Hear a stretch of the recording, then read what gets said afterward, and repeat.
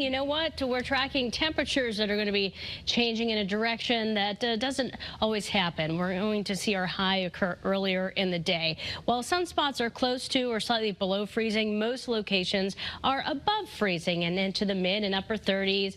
We're tracking, temperatures according to our weather watchers, again, with those readings that are above freezing across the area. Now, as we take a look at a different situation, though, very localized concern for some ice, like in Staffordville. Jeff reporting 31 there, and there's a little glaze of ice on the vehicle there. There's a special weather statement in effect for 3 of our counties to the northeast until 7 a.m. just because of that threat for a little patchy drizzle out there, any residual moisture maybe freezing up.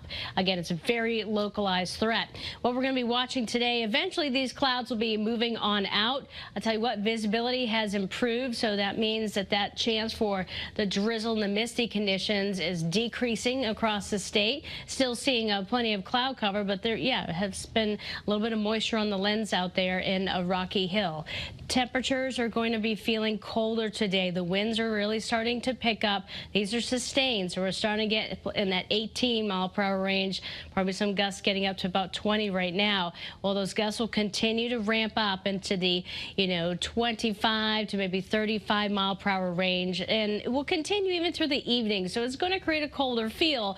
So while the thermometer is going to be saying 30s, I would say through most of today, it starts to go in lower into the 30 department and then 20 department as we head later into the afternoon as that cooler air builds in. Increasing sunshine a little bit later this morning, though, from west to east. So we will get that, but there's going to be an increasing wind as well, as we just mentioned, and then it's going to create that colder feel. So just for example, at 2 o'clock in the afternoon, it's going to feel in the teens northwest and 20s elsewhere. As we settle into the evening hours, you have any Saturday night plans? Well, you better bundle up. It's going to be feeling 9 Salisbury at 6 o'clock, 19 in Hartford, 22 in New London, and that feel continues to get colder the later we get into the overnight hours until high pressure builds in.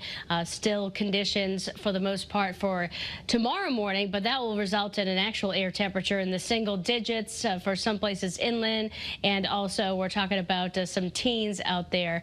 But the afternoon features increasing clouds, temperatures rising at or slightly above freezing, and a few snow showers could develop during the afternoon down towards southern Connecticut and the shoreline. But the bulk of our next little batch of snow we've been giving you that first alert on happens tomorrow night. So the snow will be moving in. There's midnight, and then poop, it's pretty much out of here. We're talking about an inch or 2 inland, lighter amounts as you head farther to the southeast towards the shoreline, where it will be warmer. Speaking of warmer, Monday looks exceptionally warm out there. Look at the highs in the 50s. So after Groundhog Day tomorrow, we'll keep you updated on whether or not, Groundhog sees the shadow and the forecast according to the rodent. But our local forecast calls for another dip in temperatures Tuesday, staying cold Wednesday, and then back upwards into the 50s for highs Thursday. Overnight lows are going to be pleasant as well.